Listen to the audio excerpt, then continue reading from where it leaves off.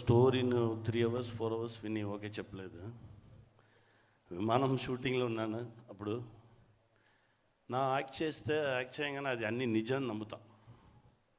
నిజంగా ఉండాలి ఆ పెర్ఫార్మెన్స్, లోపల ఉండి రావాలి, అలానే చేస్తాను. ఆ క్లైమాక్స్ నా కొడుకుని తీసుకుని ఆటోలో ఎయిర్పోర్ట్కి వెళ్ళా. షార్ట్ తీయగానే డైరెక్టర్ మిస్సింగ్.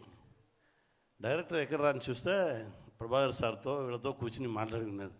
అక్కడేం మాట్లాడుకున్నారు, ఇక్కడ ఎంత టెన్షన్లో ఉన్నాను. నాకు హార్ట్ బీట్ అలా ఉంది. ఆ సీన్ ఎలా, వీనికి ఒంట్లో బాగోలేదు, వీని తీసుకెళ్ళాలి, అక్కడ ఎలా ఉండే ఎయిర్పోర్ట్ని తెలియదు, వీని లోపల తీసి విమానంలో ఎక్కించాలి, అలానే మైండ్ కటకటకటని ఉండి మైండ్. అక్కడ సైడ్లో కూర్చుని మాట్లాడుకున్నారు. పిలిచాను, సార్ ఏం సార్ మాట్లాడుకున్నాను, నెక్స్ట్ స్టోరీ సార్ అలా. ఫస్ట్ ఇది కరెక్ట్గా తీద్దాం రండి అని చెప్పి తీసుకెళ్ళి, ఆ స్టోరీ నాకే వస్తుందని అనుకోలేదు సార్ అప్పుడు. వన్ ఫైన్ డే విమానం షూటింగ్లోనే కేరళ నుంచి దిగి ఆ షార్ట్కి వచ్చే గ్యాప్లో అన్నా నా స్టోరీ చెప్పనా, షార్ట్గా చెప్పు అని చెప్పేసి, లేదన్నా నా అక్కడ నుంచి ఆ వాక్ చేసి వచ్చే గ్యాప్ 1.5 minute 2 minutesలో చెప్పాడు. ఎందుకురా నా దగ్గర చెప్పావు అని అడిగాను. లేదు నానంగా చేయాలి నువ్వు, చేసేద్దాం పో అంతే. ఆ 2 minutesలో ఎప్పుడైనా ఓ స్టోరీ ఒక లైన్లో చెప్పాలి, 2 linesలో చెప్పాలి, అదే స్టోరీ అంత స్ట్రాంగ్గా ఉండాలి. ఆ 2 minutesలో విన్నది ఓకే చేసింది, చేద్దాంరా అని చెప్పాను. నిజంగా చెప్పావా, నిజంగానే చేద్దాంరా అని చెప్పాను. అది ఇలా వచ్చింది. వాడు నా కొడుకే, వీడు నా కొడుకే. జెండాపై కపిరాజ్ చేయగానే ధనరాజుని ఫస్ట్ చూశాను నేను, ఆల్మోస్ట్ 12 years ముందు. వచ్చి యాక్ట్ చేసేసి వెళ్ళాడు. యాక్ట్ చేసేసి మన వెనకాల వచ్చి నిలుస్తాడు. చూస్తాను, నువ్వేరా చూసావు నా, ఎప్పుడు నేను మానిటర్ని ఊరిని చూడడానికి అలో చేయను. చూసి ఏం చెప్పారు, వెళ్ళండి అలా చెప్పేస్తా. వీడు మాత్రం వచ్చి అలా చూసి క్వశ్చన్లు అడుగుతాడు. ఫస్ట్ నన్ను చూసిన వాడిని అన్నాన్ని పిలిచినవాడు వాడు. ఆ ఫిలిం అయ్యింది, అయిన తర్వాత అప్పుడప్పుడు టచ్లో వస్తాడు. ఎప్పుడు నేను వాణి కోసం ఏది అడగట్లేదు ఇప్పుడు వరకు. ఎవరా వాడు తీసుకొస్తాడు, అన్న వానికి ఇది చేయాలి, వీనికి అది చేయాలి. అలా శివాన్ని తీసుకొచ్చారు.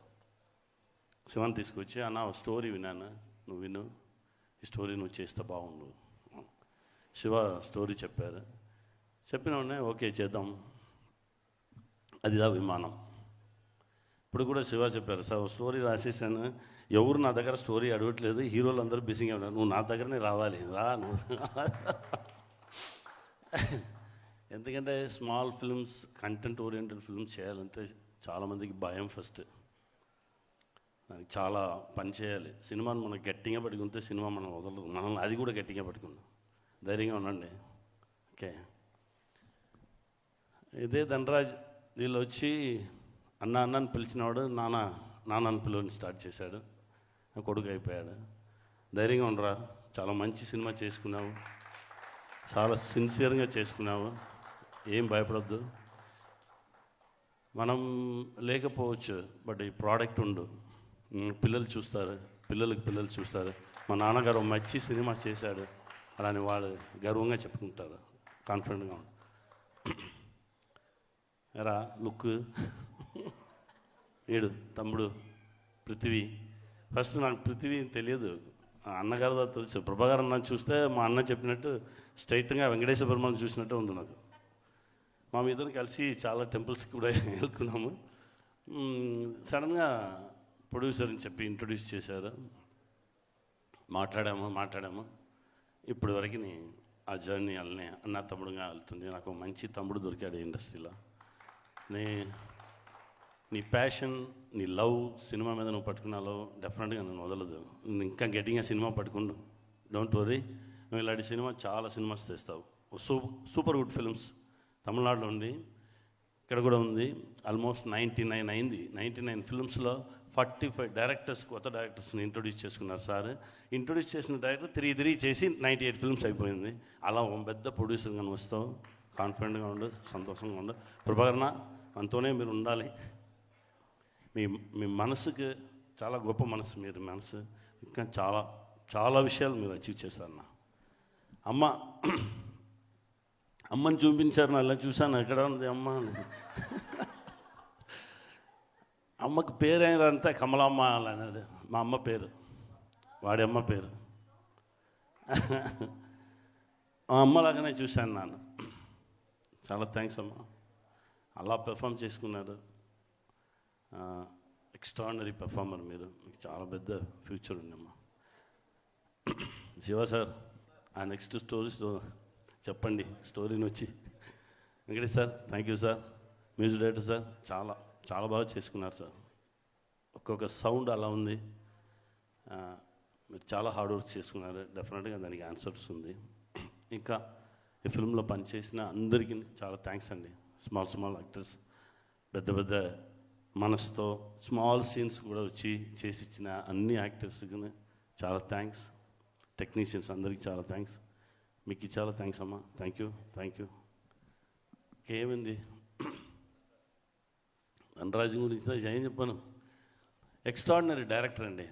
ఎప్పుడే ఓ డైరెక్టర్కి ఏమి కావాలి మనకు అలానేది కూడా తెలియొద్దు, ఏది మనకు వద్దు అనేది తెలియాలి. మా గురుగారు చెప్తారు, రే నీకు ఏది వద్దు అనేది ఫస్ట్ డిసైడ్ చేసేయి, మంచిది అన్నీ వచ్చేస్తుంది టైంలో అలా అని చెప్తారు. అదే అని కూడా చెప్పాను.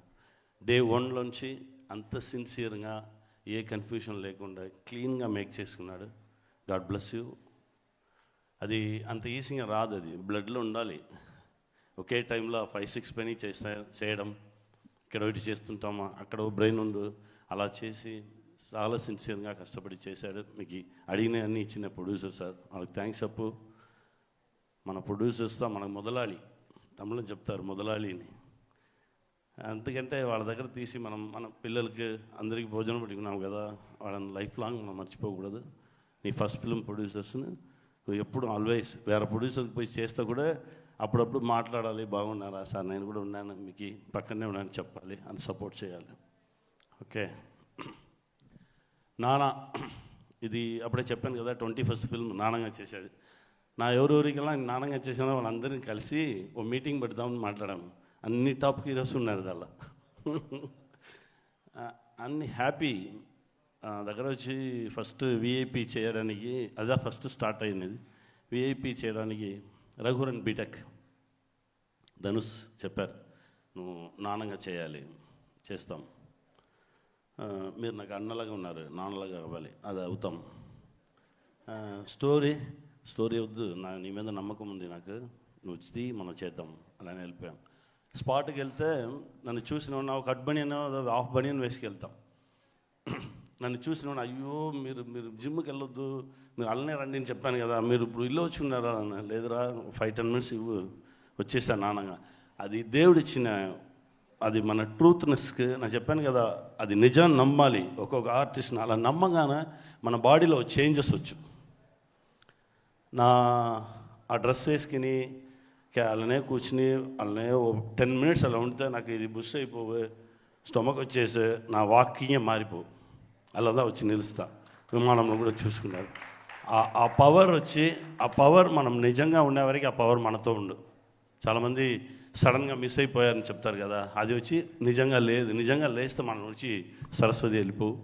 టిల్ ఎండ్ ప్రాణం ఉండేవరకు నిజంగా ఉండాలి, నిజంగా ఉంటాను. నా దేవుడి దగ్గర నన్ను ఇళ్ళనే బ్లెస్సింగ్తోనే దేవుడు పట్టుకుంటాను, నా కోరుకుంటాను. రామం చూడండి, 21st మీ అందరి హార్ట్లో ఉండదు. మంచి ఫిలిం చూడండి. Thank you very much.